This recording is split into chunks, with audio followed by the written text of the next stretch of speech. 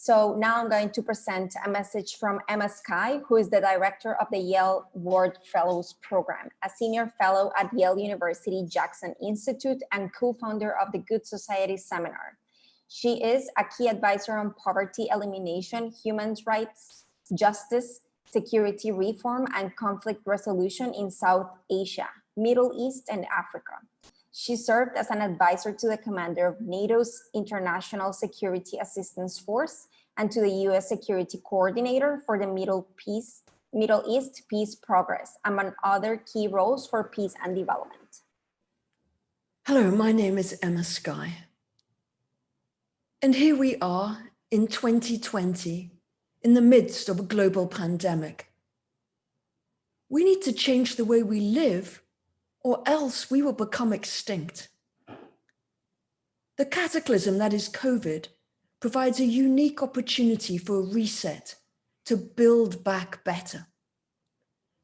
COVID has forced us to reflect on what is important to us, on the fragility of it all, and given us a moment to contemplate our priorities and how we might reconfigure the world for the future.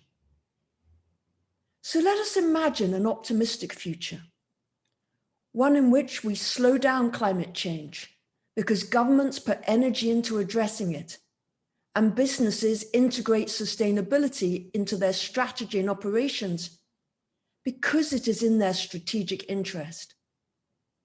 One in which we build stronger, healthier, and more resilient communities because our economic consensus prioritizes human well-being and the environment. Humanity's 21st century challenge is to meet the needs of all within the means of the planet. In other words, to ensure that no one falls short on life's essentials, while ensuring that collectively we do not overburden Earth's life-supporting systems on which we fundamentally depend, such as a stable climate, fertile soils, and a protective ozone layer. Kate Raworth advocates for a circular and sustainable economy, a donut economy. The inner ring of the donut represents a sufficiency of the resources we need for a social foundation to meet basic human needs and lead a good life. Food, health, education, income, work, peace and justice, political voice, social equity, gender equality, housing, networks, energy, water. Anyone living in the hole in the middle of the donut lives in a state of deprivation. The outer ring is our ecological ceiling. When we go beyond this, we cause climate change, ocean acidification, chemical pollution, nitrogen and phosphorus loading, fresh water withdrawals, land conversion, biodiversity loss, air pollution, and ozone layer depletion.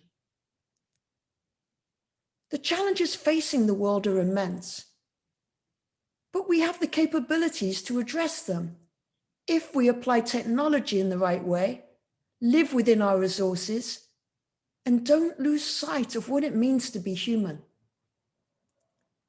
AI's capacities are rapidly improving. We have vast amounts of data being collected by sensors, satellites, and the internet, the development of more powerful computers, and the increase in storage capacity. AI can now discern patterns and model scenarios.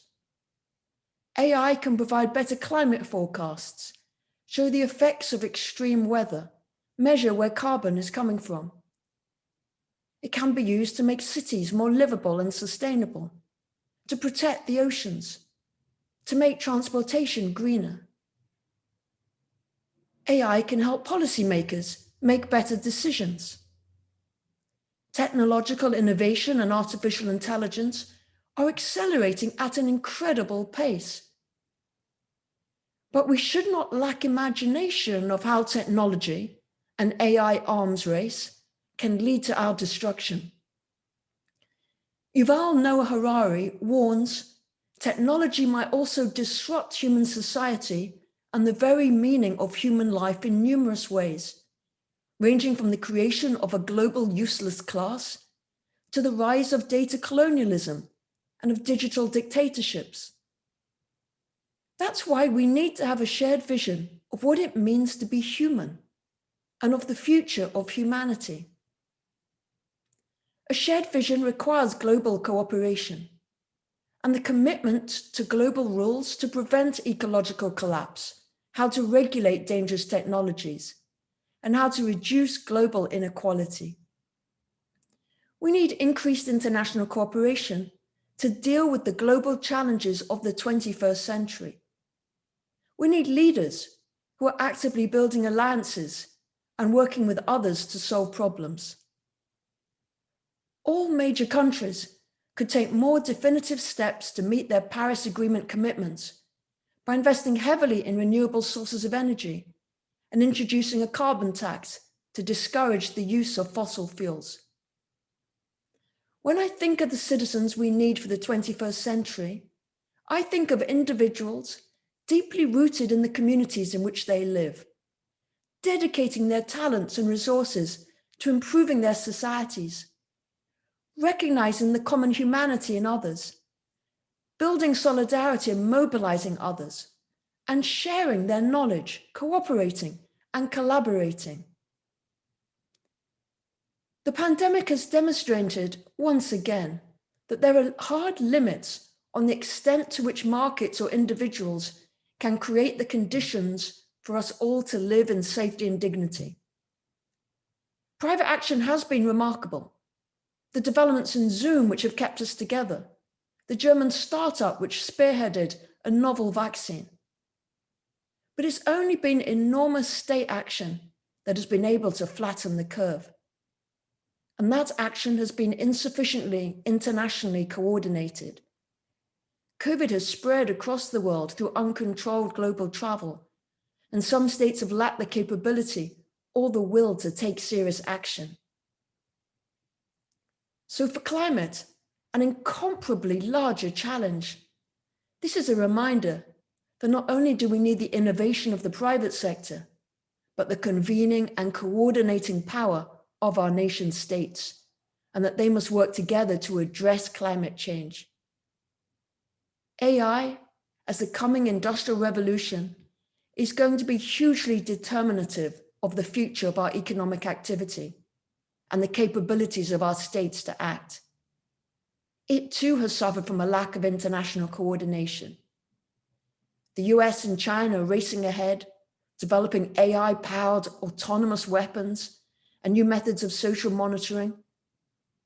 If the rise of AI and the pressing imminence of climate action are to be reconciled, it will be by an international body of states delineating the framework and setting the challenge.